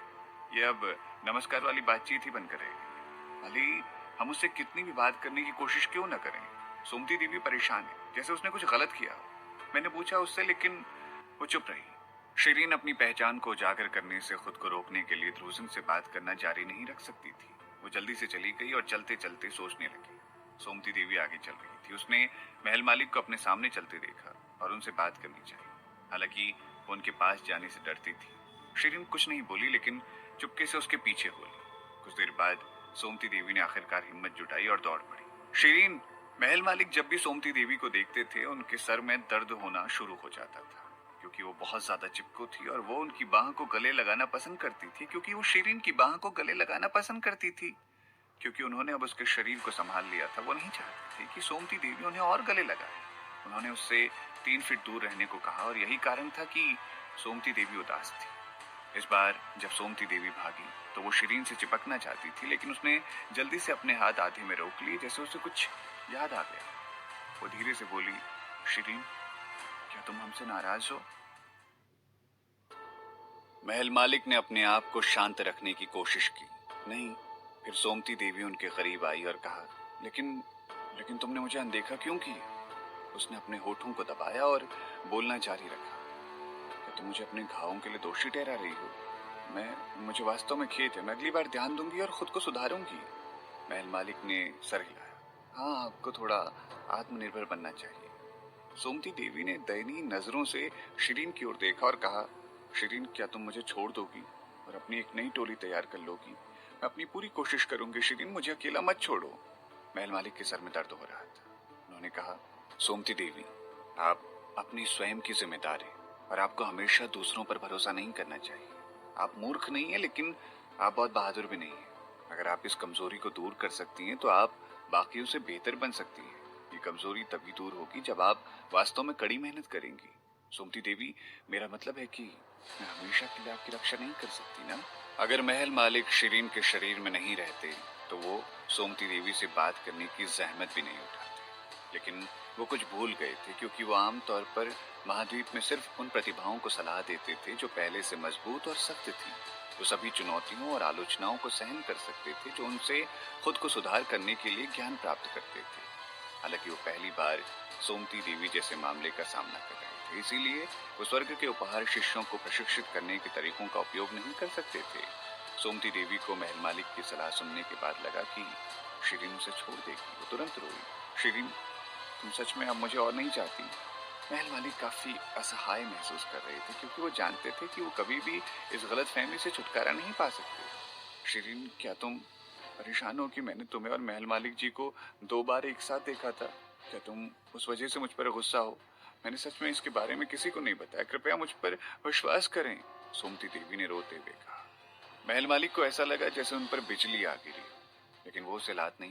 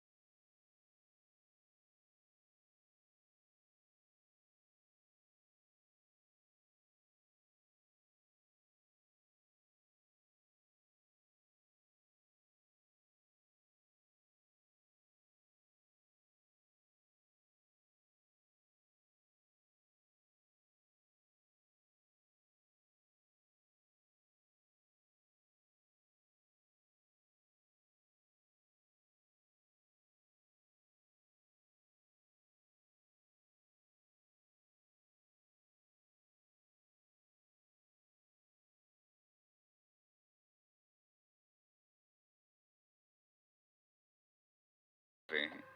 ऐसा लग रहा था कि जब शिरीन टेलीपोर्ट करना चाहती थी तो बड़े मौर्य संत जी ने कुछ भी असामान्य नहीं देखा। बड़े मौर्य संत जी एक सेकंड के लिए रुके और जब वो फिर से बोलने को तैयार हुए तो आनंदी देवी आसमान से उतरी और महल मालिक के पास खड़ी हो गई। मोहतरमा शिरीन, मेरे मालिक आपसे मिलना चाहेंगे। महल मालिक सीधे आनंदी देवी के साथ शिरीन से मिलने चले गए और बड़े मौर्य संत जी उसी जगह पर गुस्से से खड़े हो गए थे। शिरीन वहीं पास में कहीं खड़ी थी और उसने सब कुछ देखा। सर में दर्द होने पर उसने अपने सर की मालिश करना शुरू कर दी। बड़े मौर्य संत जी हथियारों के प्रशिक्षण शिविर में उसके प्रशिक्षक हुआ करते थे। वो चौकस थे और उनसे बहुत देर तक ये सब छिपना आसान नहीं था। अगर वो स्वयं ही इसका पता लगाएं तो क्या वो भी उनके साथ सब कुछ सही कर सकती थी? हालांकि महल मालिक इससे पूरी तरह सहमत नहीं थे। वो सच में एक बुरा दिन था। जब वो आंगन में लौटे तो शिरीन कुछ लिख रही थी। रात में अभ्यास को सुविधाजनक बनाने के लिए शिरीन ने किसी को अपने कमरे में एक और बिस्तर लाने को कहा। इसीलिए उसके कमरे में 2 पलंग हो गए और दोनों एक दूसरे के काफी करीब थे क्योंकि महल मालिक वापस आ गए थे। शिरीन ने उन्हें उनके बड़े बिस्तर पर सोने दिया और वो दूसरे बिस्तर पर सो गई। उसने उन्हें धन्यवाद कहा क्योंकि उन्होंने दिन में पाठ के दौरान उसकी मदद की थी। महल मालिक ने थोड़ा सर उठाया और उसकी ओर देखा। वो मुस्कुराए। कोई बात नहीं, हम पिता और बेटी हैं, है ना? शिरीन रुक गई क्योंकि उसे नहीं पता था कि उसे क्या जवाब देना। वो मुस्कुराया। अब मैं महल मालिक हूँ, इसीलिए आपको ही मुझे ईश्वर पिता कहना चाहिए। महल मालिक ने अपना सर हिलाया। अच्छा जी, तुम बड़ी चालाक हो रही हो। घर का माहौल शुरू में थोड़ा गंभीर था, लेकिन एक दूसरे का मजाक उड़ाने के बाद ये काफी खुशनुमा हो गया। शिरीन ने जवाब दिया, तुम्हारे साथ भी ऐसा ही है। चलो मुझे भगवान पिता बुलाओ। महल मालिक ने आह भरते हुए कहा, यह कैसे हो सकता है? मुझे डर है कि अगर मैं आपको इस तरह संबोधित करूंगा तो आप बिजली की चपेट में आ जाएंगी। शिरीन ने उन्हें गंभीरता से नहीं लिया और हंसी। बकवास। महल मालिक मुस्कुराए लेकिन अब और कुछ नहीं बोले। वो कुछ न कुछ लिखते जा रहे थे। शिरीन उत्सुक थी, इसीलिए उसने एक बार फिर से देखने का फैसला किया। उसने महसूस किया कि वो एक जादुई लिपि लिख रहे थे क्योंकि वो एक शब्द भी समझ नहीं पा रही थी। ये क्या है? शिरीन ने सोचा कि वो कई अलग अलग भाषाओं को जानती थी, लेकिन वो पहली बार उन लिपियों को देख रही थी। ये पात्रों की तरह दिखते थे, लेकिन उसमें कुछ प्रतीक भी थे। जब वो लिख रही थी तब सब कुछ आकाश में बादलों की तरह लग रहा था। आप इसके बारे में नहीं जानती? महल मालिक ने मुंह फेर लिया। बिल्कुल नहीं, मैंने इससे पहले कभी नहीं देखा। तो फिर सही है, महल मालिक ने जवाब दिया और अपना लेखन जारी रखा। शिरीन एक तरफ बैठी हुई थी और उसने अचानक पूछा, क्या आनंदी देवी और बाकी दूतों को हमारी स्थिति के बारे में पता है? महल मालिक ने अपना कलम रोका और इनकार नहीं किया। हाँ, वो इस बारे में जानते हैं। सिर्फ आनंदी देवी ही नहीं आई थी। कुंवर सिंह, महावीर दास जी और सुमन देवी सभी वहां मौजूद थे। वो घर में खो खो खेल रहे थे। जाहिर था वो महल मालिक की रक्षा के लिए वहां थे। वास्तव में शिरीन ने राहत महसूस की कि वो यहाँ रह रहे थे क्योंकि उस समय वो और महल मालिक दोनों ही शारीरिक रूप से कमजोर हो रखे थे। काफी जोखिम भरा और खतरनाक भी हो सकता था अगर वो कुछ बुरे से टकरा जाते। हालांकि महल मालिक ने उससे पहले कहा कि वो सिर्फ दोनों ही सच्चाई जानते थे और किसी और को इसके बारे में नहीं पता था। इसीलिए इसने अपने दोस्तों, अपने प्रेमी, अपने राजसी प्राणियों सहित सभी से इसे छुपाया था। लेकिन उन्होंने अपने चारों दूतों को इसके बारे में बता दिया था। और अगर उसने नहीं पूछा होता तो शायद महल मालिक उसे भी नहीं बताते, ताकि वो उनके दूतों के स्वामी होने का नाटक करती रहती। जाहिर है उनके अधीनस्थों ने उसे प्रणाम करने और अभिवादन करने की अनुमति प्राप्त की और यहाँ तक कि वो उसे गुरु के रूप में संबोधित किया करते थे, जिससे वो असहज महसूस करती थी। वो कुछ देर चुप रही और पूछा, क्या वो भरोसेमंद है? महल मालिक ने सहमति से सर हिलाया। तो क्या बड़े मौर्य संत जी सच में आपके दृष्टिकोण से विश्वास करने लायक हैं? महल मालिक ने अपनी कलम नीचे रखी और उसकी ओर देखते हुए कहा, तो आपको लगता है कि मैंने उनके साथ गलत व्यवहार किया? शिरीन ने अपना मुंह घुमाया क्योंकि वो बोलना नहीं चाहती थी। महल मालिक ने कहा, शिरीन, काश मैं उन पर भरोसा कर पाता, लेकिन आप जानती हैं कि ये एक महत्वपूर्ण कार्य है और इसमें हम दोनों की जिंदगी शामिल है। मुझे पता है कि बड़े मौर्य संत एक अच्छा इंसान है, लेकिन वो मुझसे नफरत करते हैं। मुझे बस डर है कि अगर वो जान लेते हैं कि मैं अब मुश्किल में हूँ तो वो हमारे खिलाफ कुछ न कुछ हानिकारक करेंगे। क्या आप ऐसा होता देखना चाहती हैं? वो उस तरह के व्यक्ति नहीं है। भले ही वो आपसे नफरत करते हैं, वो मुझसे नफरत नहीं करते। वो मुझे चोट नहीं पहुंचाएंगे। शिरीन ने बड़े मौर्य संत जी की ओर से बहस करने की कोशिश की। महल मालिक एक सेकंड के लिए चुप रहे। वो इस तरह की व्यक्ति नहीं है?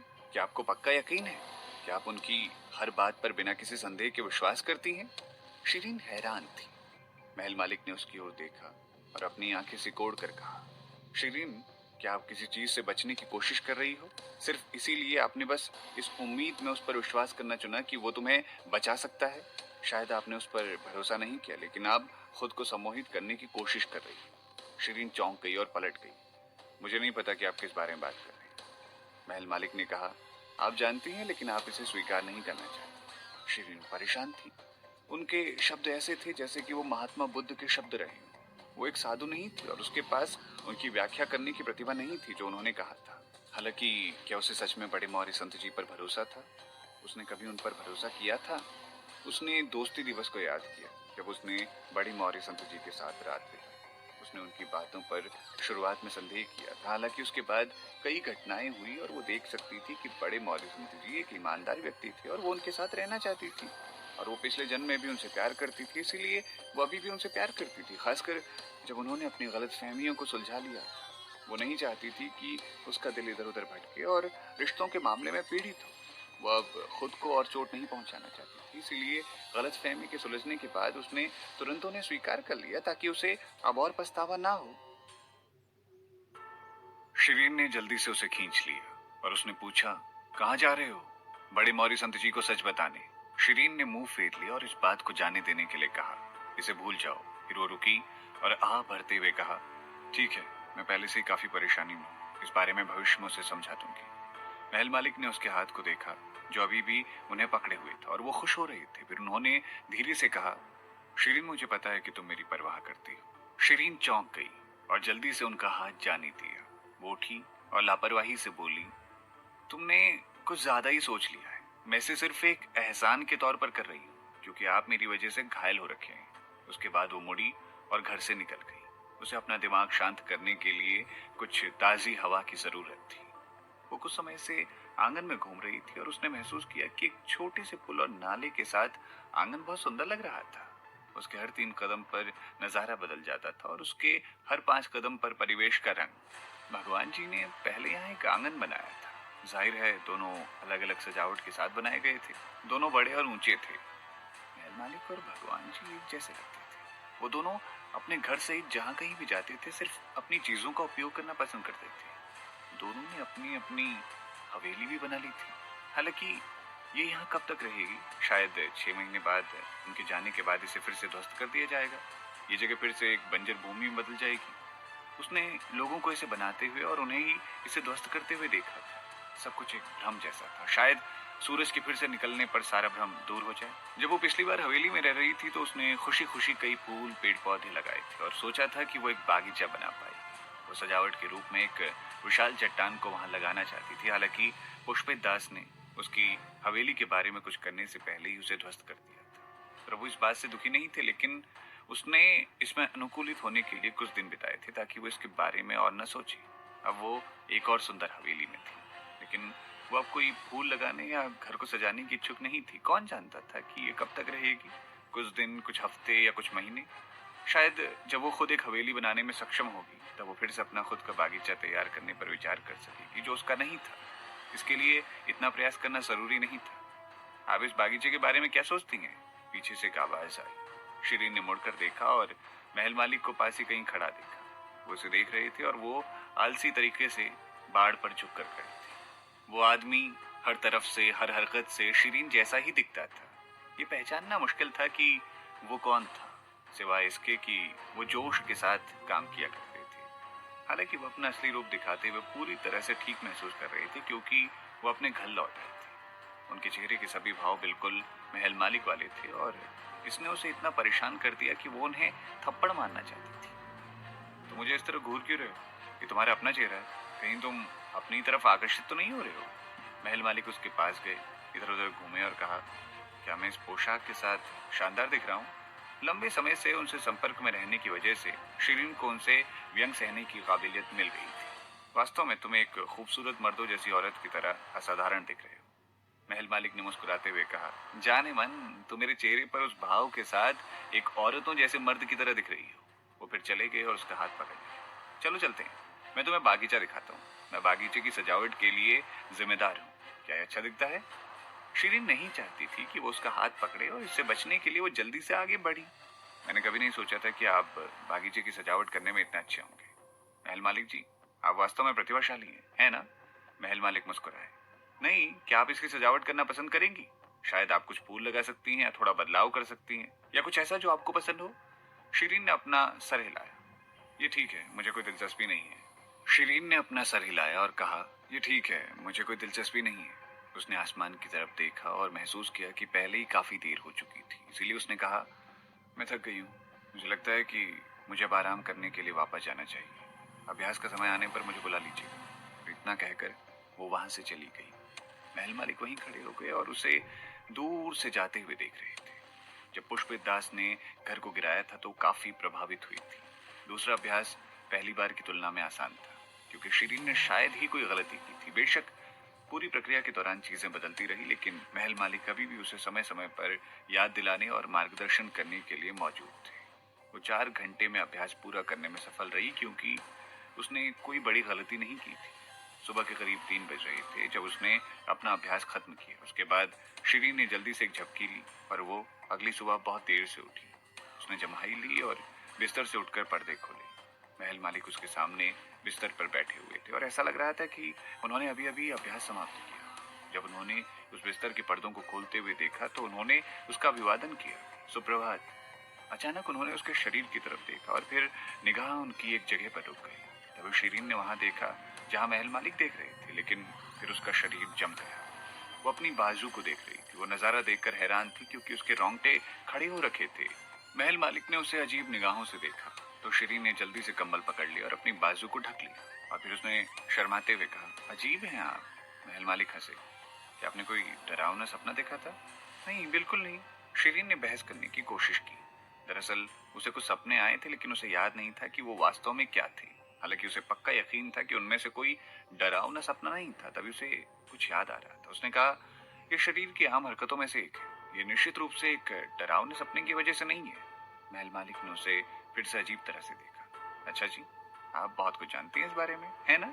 आप ये भी जानती हैं कि ये सब काफी आम है और ये कितनी दिलचस्प बात है। बेशक वो एक जीव विज्ञानी के रूप में अच्छी थी। वो नर और मादा शरीर रचना के बारे में बहुत सी बातें जानती थी। उसने उम्मीद नहीं की थी कि महल मालिक जैसे आदमी में भी औसत पुरुषों की तरह इतनी सामान्य शारीरिक प्रक्रियाएं होंगी, क्योंकि शुरू में वो एक देवता के रूप में उनका सम्मान करती थी। मैंने अभी उम्मीद नहीं की थी कि आप ऐसे होंगे। शिरीन ने सर हिलाया। महल मालिक ने उसकी ओर देखना जारी रखा और अचानक हंस पड़ी। उनकी हंसी खतरनाक लग रही थी। शिरीन, तुम्हें पता नहीं है कि मैं एक आदमी हूँ? जब उन्होंने ऐसा कहा, वो पहले से ही बिस्तर से नीचे उतर चुके थे और फिर वो उसके बिस्तर पर बैठ गए, जहां वो उसके बहुत करीब थे।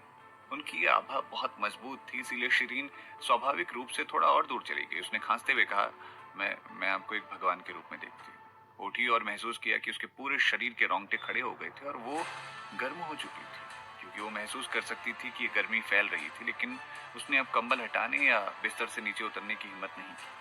महल मालिक ने शिरीन को सहारा देने के लिए बिस्तर पर हाथ रखा और उसे लेटाना चाहा। क्या तुम शर्मा रही हो? उन्होंने लगभग उसके कानों के पास अपनी सांसों को छोड़ दिया। जाहिर है वो उन्हें पीछा करने की कोशिश कर रहे थे। शिरीन चिल्लाई और जल्दी से उठ गई।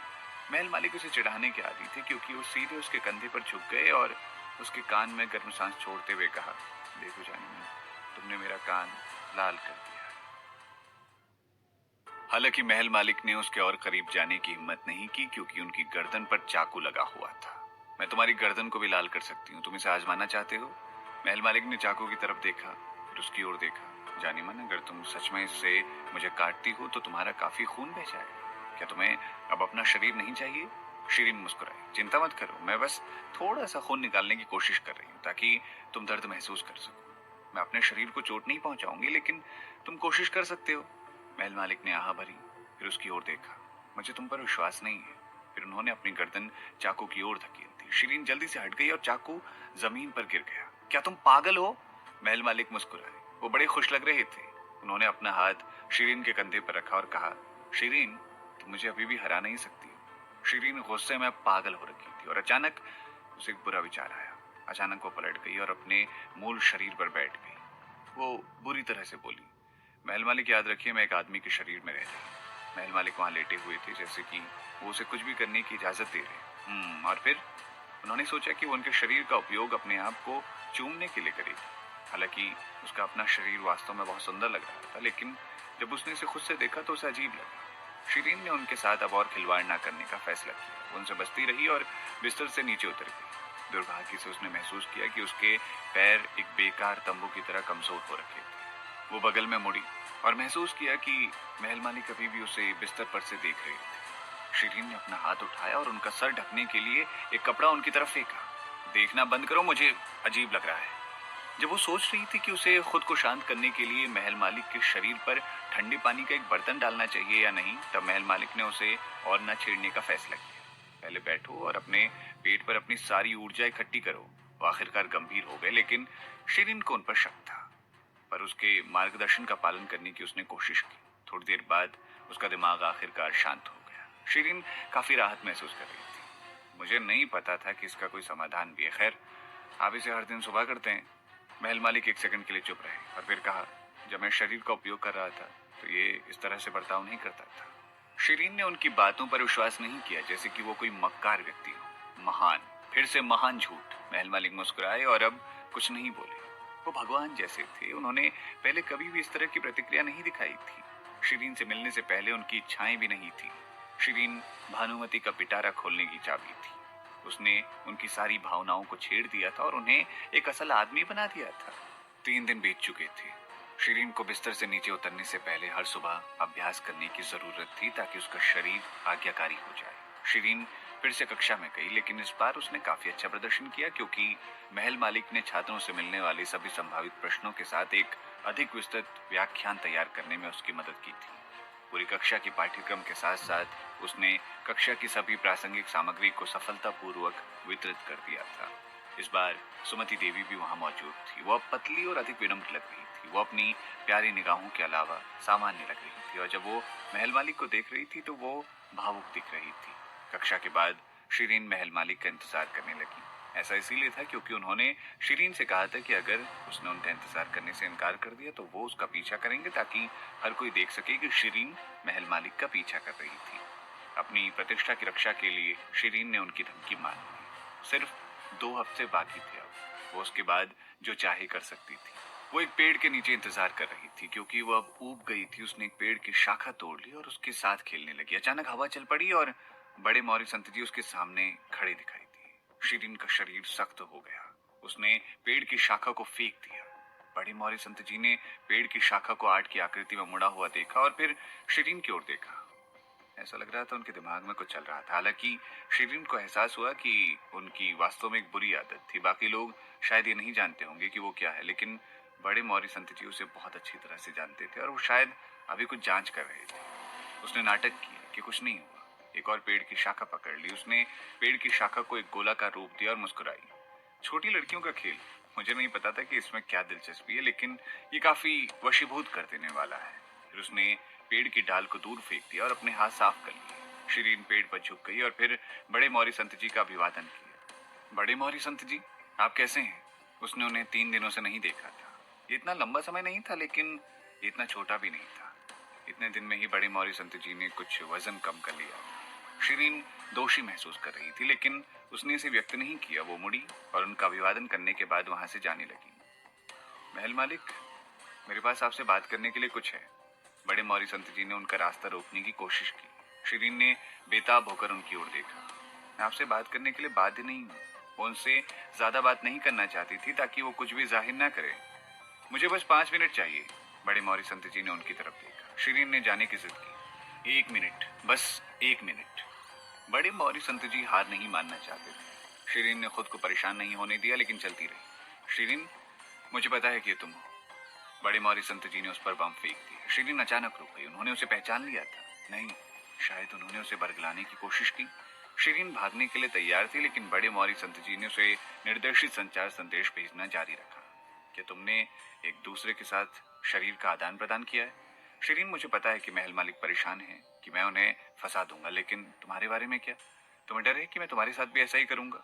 उन्होंने निर्देशित संचार के साथ संदेश भेजा। जाहिर है वो घटना की गंभीरता को जानते थे, इसलिए वो चिल्लाए नहीं। बड़े मौर्य संत जी को बेवकूफ बनाना आसान नहीं था। शिरीन वहीं खड़ी थी, लेकिन फिर भी महल मालिक के रवैये के साथ उनसे बात करती रही। आप क्या चाहते हो? बड़े मौर्य संत जी ने राहत की सांस छोड़ी, लेकिन अपना पेशेवर रवैया भी दिखाया। महल मालिक, मैंने घर में कुछ चाय तैयार की है। चलिए चलकर उन्हें चखते हैं। इसमें मुझे भी शामिल कर ले, कोई दूर से बोला। शिरीन ने मुड़कर देखा और महल मालिक को वहां खड़ा देखा। वो उसे और बड़े मौर्य संत जी को देख रहे थे। उन तीनों ने बड़े मौर्य संत जी के घर की बजाय महल मालिक की हवेली में जाना बेहतर समझा, क्योंकि उन्होंने भी कई बेहतरीन तरह की चाय को इकट्ठा कर रखा था। वो हवेली के पिछले आंगन में बैठकर चाय पी रहे थे। झील के बीचों बीच एक छोटा सा बागीचा और एक मंडप था। आंगन की मेज पर कुछ पकौड़े, चाय और कुछ पकवान रखे हुए थे। वो तीनों आंगन में रखे मेज के इर्द गिर्द बैठे थे। वास्तव में बड़े मौर्य संत जी बहुत समझदार हैं, है ना? महल मालिक के मुंह से ये शब्द निकले थे। हालांकि वो अभी भी शिरीन के शरीर में थे, फिर भी वो अपने लहजे में बात कर रहे थे। बड़े मौर्य संत जी ने अपने होठों को हिलाया और शिरीन की ओर देखा। वो उसके चेहरे को देखकर कुछ भी अशिष्ट नहीं बोल सकते थे, लेकिन उन्होंने रूखा सा जवाब दिया, धन्यवाद, बहुत धन्यवाद। ऐसा इसीलिए क्योंकि मैं शिरीन को बहुत अच्छी तरह से जानता हूँ और आपने बहुत सारी खामियों को उजागर कर दिया था। क्या? मैंने खुद को कैसे प्रकट किया? महल मालिक को दिलचस्पी होने लग गई। इस बीच उन्होंने बड़े मौर्य संत जी के लिए एक और ग्लास चाय भरी। बड़े मौर्य संत जी ने बिना कोई भाव दिखाए कहा, पहली नजर में आपके भावों या आपके कामों में कुछ भी गलत नहीं था, लेकिन फिर आपके शब्दों ने मुझे बहुत आहत किया। और तो और आपने अपने बर्ताव के साथ खुद को दूसरों से बहुत ज्यादा दूर कर लिया था। उदाहरण के लिए, आप नहीं चाहते थे कि कोई आपके पास हो, और आपने अचानक अपने अच्छे दोस्तों के प्रति उदासीन तरीके से बर्ताव किया। महल मालिक ने उनकी तरफ देखकर कहा, बस इतना ही? ये सब मेरे लिए मानने के लिए काफी है कि शरीर बदल दिया गया था। आपको कैसे पता चला कि ये मैं ही हूँ जिसने शिरीन के साथ शरीर को बदल लिया है? शुरुआत में मुझे आपके शरीर को उसके साथ बदलने को लेकर कोई संदेह नहीं था। मैंने सोचा कि किसी दुष्ट आदमी ने उसकी आत्मा से छुटकारा पाकर शिरीन के शरीर पर कब्जा कर लिया होगा, क्योंकि एक शरीर में एक ही समय में दो आत्माएं नहीं रह सकती। इस तरह मैंने चुपके से कोशिश की उसकी आत्मा को पुकारूं, लेकिन सब प्रयास बेकार रहे। तब मुझे शक होने लगा कि उसकी आत्मा को पकड़कर कठपुतली में भी फंसाया जा सकता है। आखिरकार यहाँ महर्षि विद्यालय में एक कठपुतली विशेषज्ञ भी है। एक कठपुतली विशेषज्ञ के पास आमतौर पर हर एक हथियार होगा जिससे वो कुछ शैतानी आत्माओं को आदेश दे सके और अपना काम करवा सके। बड़े मौर्य संत जी ने कहा। उनकी बातें साफ तौर पर सही दिशा में जा रही थी। महल मालिक ने उनके बोलने के बीच में उन्हें टोका। बड़े मौर्य संत जी ने बोलना जारी रखा, अगर शिरीन को चोट नहीं लगी होती तो उसकी आत्मा भी उतनी मजबूत होती और आसानी से नहीं ली जा सकती थी। ये तभी मुमकिन होगा जब वो कमजोर होगी। इसीलिए मैंने कुछ दिनों के लिए सुमति देवी पर नजर रखने की कोशिश की। मैंने यहाँ तक कि उसके घर की तलाशी करने के लिए उसे बेहोश भी किया, लेकिन मुझे कुछ नहीं मिला। उसके बारे में कुछ भी अजीब नहीं लग रहा था, इसीलिए मैंने अपना ध्यान वहां से हटा लिया और उसके बजाय आप पर ध्यान देना शुरू किया। और फिर अंत में मैंने कुछ कमजोरियों पर ध्यान दिया। शिरीन को बहुत अजीब लग रहा था, क्योंकि वो नहीं जानती थी कि बड़े मौर्य संत जी ने चुपके से उसके लिए इतना कुछ किया था। उसने बड़े मौर्य संत जी के लिए एक गिलास चाय का भरा। मुझे आपको परेशान नहीं करना चाहिए था, इसका मुझे खेद है। बड़े मौर्य संत जी ने उसकी ओर देखा और कहा, मुझे पता है कि तुम वही कर रही हो जो तुम्हें करने को कहा गया है। मैं तुम्हें दोष नहीं देता हूँ। वो धीरे से उसका हाथ सहलाना चाहते थे और उसे दिलासा दिलाना चाहते थे, लेकिन उन्होंने जो देखा वो महल मालिक का हाथ था। परेशान और तिरस्कृत होकर उन्होंने अपना ध्यान हटा दिया। वो अपनी शंकाओं के बारे में विस्तार से बताते रहे। थोड़ा खुश होकर उन्होंने फिर महल मालिक की ओर देखा। महल मालिक, क्या मैं सही कह रहा हूँ? ठीक है, आप बिल्कुल सही हैं। महल मालिक ने मुस्कुराते हुए उन्हें एक और ग्लास चाय का डाला। मैं देख रहा हूँ कि आप काफी समझदार हो गए हो, इसीलिए मैं आपको एक और चाय का ग्लास पिलाना चाहता हूँ। बड़े मौर्य संत जी ने बिना किसी हिचकिचाहट के ग्लास खत्म कर दिया। उन्हें इस बात की चिंता नहीं थी कि महल मालिक चुपके से उनकी चाय में कुछ मिला सकते थे। एक प्रसिद्ध चिकित्सक के रूप में वो आसानी से बता सकते थे कि उनकी जो चाय थी उसमें जहर था या नहीं। उन्होंने महसूस किया कि किसी तरह वो जरूरत से ज्यादा चाय पी चुके थे। महल मालिक के साथ वर्षों के व्यवहार के बाद उन्होंने उन्हें अनगिनत बार बरगलाया था। इस बार वो आखिरकार उनके भेष को पहचानने और उजागर करने में सक्षम हो गए। ये उनके लिए एक बड़ी कामयाबी मानी जा सकती थी, क्योंकि उन्होंने एक स्पष्ट और आसान रहस्य को उजागर कर दिया था। उन्होंने खुद को और नहीं रोका। महल मालिक, आप वास्तव में क्या कर रहे हैं?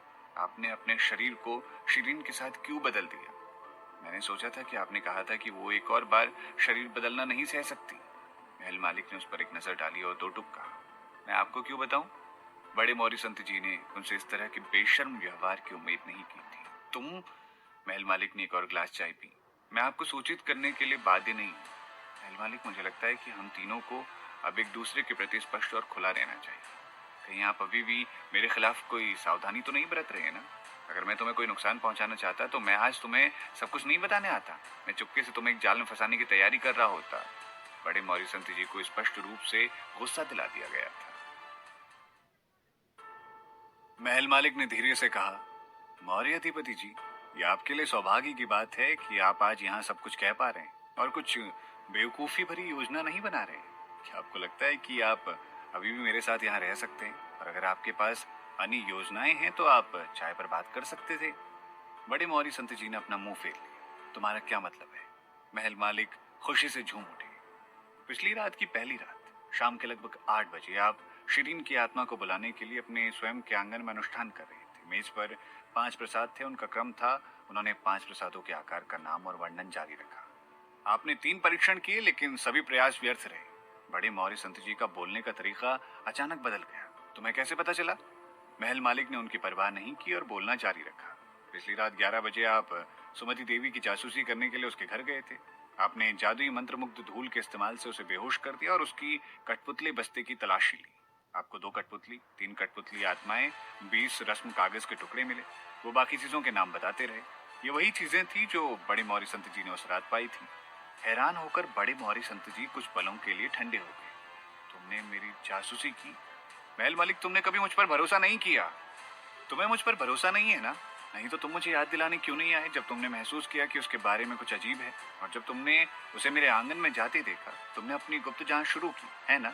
क्या तुम्हें इस बात की चिंता नहीं थी कि जब आप अपनी जांच कर रहे हैं तो शैतान आत्मा मुझे नुकसान पहुंचा सकती है? शायद अपने दिल की गहराई में आप चाहते थे कि शैतान आत्मा मुझसे छुटकारा पाने में आपकी मदद करे, है ना? महल मालिक ने शांति से कहा। बड़े मौर्य संत जी परेशान थे। उनकी उंगलियां थोड़ी ठंडी हो रही थी। शायद ये विचार उनके हृदय की गहराई में छिपा हुआ था। कहीं वो उसे ठीक से समझ नहीं पा रहे थे। उनके माथे से पसीना टपकने लगा। महल मालिक जी के विचार और उनके तर्क करने की क्षमता असामान्य रूप से भयावह थी। बड़े मौर्य संत जी पूरी तरह से प्रभावित थे। महल मालिक पीछे झुक गए। देखो, तुम्हें वास्तव में मुझ पर भरोसा नहीं। आपको क्या लगता है कि मुझे आप पर भरोसा करना चाहिए?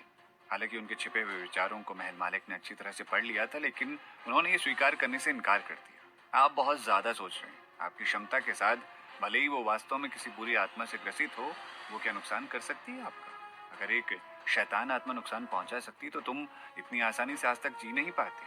महल मालिक ने अपना ग्लास घुमाते हुए मुस्कुराया और कहा, लगता है तुम मुझे अच्छी तरह से जानते हो। आओ चाय पिए। बड़े मौर्य संत जी ने कुछ नहीं कहा, लेकिन वो अपना चश्मा साफ कर लिया। जब उन दोनों ने बोलना बंद किया तो बड़े मौर्य संत जी ने शिरीन की ओर देखा और कहा, शिरीन, क्या आपको मुझसे कुछ कहना है? शिरीन ने अपना ग्लास उठाते हुए अपने होठों के कोनों को थोड़ा ऊपर उठाया। गुरु बड़े मौर्य संत जी, मैं आपके प्रति दोषी महसूस करती हूँ। चलो एक और ग्लास चाय हो जाए। क्योंकि उसने अपना शरीर बदल लिया था। वो उनके प्रति शांत व्यवहार दिखा रही थी क्योंकि उसे डर था कि वो खुद का भेद खोल देगी। महल मालिक से किए गए वादे का सम्मान करने के लिए उसे उनसे सच्चाई छिपानी पड़ी, और जब वो जानती थी कि वो संघर्ष कर रहे थे तब भी वो कुछ नहीं कर सकती थी। इसके उलट बड़े मौर्य संत जी ने चुपके से उसके लिए बहुत कुछ किया था। अपने दोस्त के साथ दुर्व्यवहार करना उसकी गलती थी। बड़े मौर्य संत जी की आंखें चमक उठी। बड़े मौर्य संत जी ने मुस्कुराते हुए कहा, शिरीन, आपको मुझसे माफी मांगने की जरूरत नहीं है, कभी भी नहीं। मैं आपको जानता हूँ। आप जो कुछ भी करती हैं उसका एक कारण होता है। मैं कुछ नहीं पूछूंगा और मैं आप पर शक नहीं करूंगा। शिरीन फिर से मुस्कुराई और कहा, जो आपने अभी कहा है उसके लिए हमें एक और ग्लास चाय पीनी चाहिए। जैसे ही वो अपना ग्लास खत्म करने वाली थी, महल मालिक ने अपना हाथ उठाया और उसका हाथ रोक दिया। शिरीन, तुम्हें वास्तव में इतनी चाय पीनी चाहिए? तुम्हें पता होना चाहिए कि कब रुकना है। शिरीन ने एक और मुस्कान बिखेरी, लेकिन ये पहले की तरह उतनी आनंददायक नहीं थी। चिंता मत करो, मुझे पता है शराब नहीं है, ये सिर्फ पानी है। महल मालिक ने आगे कुछ नहीं कहा। चांद हल्की रोशनी से झिलमिला रहा था, कोमल और सुंदर दिखाई दे रहा था। इसकी रोशनी से पूरा घर भर गया था। मेज पर शिरीन संस्कृति कक्षा के पाठ्यक्रम को पढ़ रही थी। पाठ्यक्रम तब लिखा गया था जब महल मालिक उसके शरीर के साथ कक्षाओं में शामिल हुए थे। लेखन की रचनाएं बहुत साफ सुथरी थी, लेकिन उसकी शैली से मिलता जुलता था। इसीलिए उसके सहपाठियों को उसके लेखन करते समय कुछ भी अटपटा नहीं लग रहा था। घर कुछ ज्यादा ही शांत था। महल मालिक को समय से स्वर्ग पुस्तक में कुछ लिख रहे थे। फिर उन्होंने उसकी जांच करने के लिए अपना सर उठाया। वो उसकी चुप्पी को स्पष्ट रूप से समझ सकते थे। वो कुछ दिनों पहले तक विपरीत हरकतें करती थी। जहां वो स्वर्ग पुस्तक पर एक नजर डालने के लिए आगे आती थी और देखती थी कि वो क्या लिख रहे हैं। कभी कभी वो उनसे कुछ मार्गदर्शन भी मांगती थी। हालांकि जब से बड़े मौर्य संत जी आ गए थे, उनसे उसने एक भी शब्द नहीं कहा था। उन्होंने सोचा कि वो कम से कम उसके साथ कुछ बात करने की कोशिश करेंगे। आखिरकार उन्होंने जो किया वो न सिर्फ बड़े मौर्य संत जी से छिपा था, बल्कि उससे भी छिपा हुआ था। ये सब करते हुए उसे अंधेरे में रखा गया था। उन्होंने जो भी किया वो बिल्कुल भी ईमानदार नहीं था। ऐसा लग रहा था कि उन्हें बड़े मौर्य संत जी के साथ साथ उस पर भी भरोसा नहीं था। अपने सामान्य स्वभाव के साथ वो निश्चित रूप से उनसे सवाल करती रही। अगर वो और बेताब होती तो वो उनके खिलाफ भी हो जाती। महल मालिक उनसे पूछताछ करने के लिए इंतजार कर रहे थे, लेकिन उनके लिए शिरीन ने उनसे कुछ भी पूछने की जहमत नहीं उठाई। उसने ऐसा अभिनय किया जैसे कुछ हुआ ही ना हो और अपने सवालों को अपने पास ही रखा। वो पाठ पढ़ रही थी और दिल से याद कर रही थी। इसके बजाय महल मालिक ही उससे पूछताछ करते रहे। उदाहरण के लिए, अगर उसके पास कुछ ऐसा था जिसे वो समझ नहीं सकती थी, या अगर उसे कुछ पानी की जरूरत थी। उन्होंने उससे बात करने के लिए कुछ कारण ढूंढे, लेकिन उन्हें सिर्फ छोटे से जवाब मिले। नहीं, मुझे नहीं चाहिए, धन्यवाद। रात गहरी होती जा रही थी। अब लगभग अभ्यास का समय हो गया था। महल मालिक अब खुद को रोक नहीं सके और उन्होंने कहा, शिरीन, क्या तुम मुझ पर गुस्सा हो? उन्हें देखने के लिए उसने आंखें उठाई और कहा, किस बारे में? तुम मुझसे सच छिपाने के लिए और बड़े मौर्य संत जी की जासूसी करने के लिए मुझ पर गुस्सा हो? शिरीन ने एक हल्की सी मुस्कान दी। गुस्सा होने की कोई बात ही नहीं है, आपकी अपनी मजबूरी है। बड़े मौर्य संत जी और मुझ पर भरोसा ना करना आपके लिए सामान्य है। मैंने इसके बारे में ज्यादा नहीं सोचा। वास्तव में आपके लिए भरोसा करने के लिए कुछ है भी नहीं। उसने आकाश की ओर देखने के लिए अपना सर उठाया। ठीक है, बहुत देर हो चुकी है, हमें अभ्यास करना चाहिए। ठीक होते ही हम अपने शरीर को वापस बदल सकेंगे। हमें ऐसे ही थोड़ी रहना है। वो अपने पैरों से चौकड़ी मारकर बिस्तर पर बैठ गई, पूरी गंभीरता से ध्यान करने की तैयारी कर रही थी। आइए शुरू करें। महल मालिक को नहीं पता था कि उन्हें क्या कहना चाहिए। ऐसा लग रहा था कि उन्होंने उसे काफी हद तक नाराज कर दिया था। वो इस शांति के बजाय अपना आपा खोना पसंद करेंगे, लेकिन इस सब के बजाय वो खुद को उससे दूर करने लगी थी और वो उनकी दूरियों को कम करने के लिए एक दूसरे को करीब लाने का कोई और तरीका नहीं सोच पा रहे थे। वो हमेशा श्रेष्ठ रहे थे। दूसरे कुछ भी कहें, वो अपने तरीके से ही काम करते थे और हर तरह के व्यक्तिगत रूप से कार्य करते थे। वो सिर्फ इस बात पर विचार करते थे कि उन्होंने जो किया वो सही था या गलत, और उन्हें पूरा करने का सबसे तेज तरीका क्या था। उन्होंने जो किया उसमें उन्होंने दूसरों की भावनाओं को ध्यान में कभी नहीं रखा। वास्तव में उन्होंने कभी भी परवाह करने की जहमत नहीं उठाई। पहली बार उन्होंने वास्तव में किसी की परवाह करना शुरू किया। वो उसे प्रशिक्षित करने, उसे लाड प्यार करने, उससे प्यार करने और उसका मजाक उड़ाया करते थे। हालांकि वो अभी भी अपने पुराने तरीके से सोचने और काम करने पर कायम थे। अगर वो एक भोली लड़की होती तो वो उनकी देखभाल और संरक्षण में खुशी खुशी बड़ी हो सकती थी। यहाँ तक कि जब उन्होंने उससे झूठ बोला तब भी वो गलत महसूस करती, लेकिन सिर्फ थोड़ा उतावलापन दिखाती। तब भी वो उसे अपना पूरा स्नेह दिखाने की कोशिश करती और फिर वो उनसे खुश हो जाती और तब चीजें ठीक हो जाती। हालांकि शिरीन वास्तव में एक मजबूत और स्वतंत्र महिला थी जो किसी भी मुश्किल से डरती नहीं थी। वो उनकी तरह ही बेदाग और समझदार थी। अगर वो अपनी सहन करने की सीमा तक पहुंच जाती तो उसे फिर से खुश करना बहुत मुश्किल था। खास बात यह थी कि इस घटना में कई टोलियां शामिल थी। वो उसे सब कुछ समझा नहीं सकते थे, लेकिन वो खुद को शांत करने के लिए 2 दिन की छुट्टी की हकदार थी। तभी वो उसे फिर से खुश करने की कोशिश करेंगे। अभी के लिए अपने काम पर ध्यान देना जरूरी था। शिरीन पहले से ही इस प्रथा से परिचित थी। महल मालिक को बस समय समय पर उसे थोड़ा याद दिलाने और उसकी प्रगति को देखने की जरूरत थी।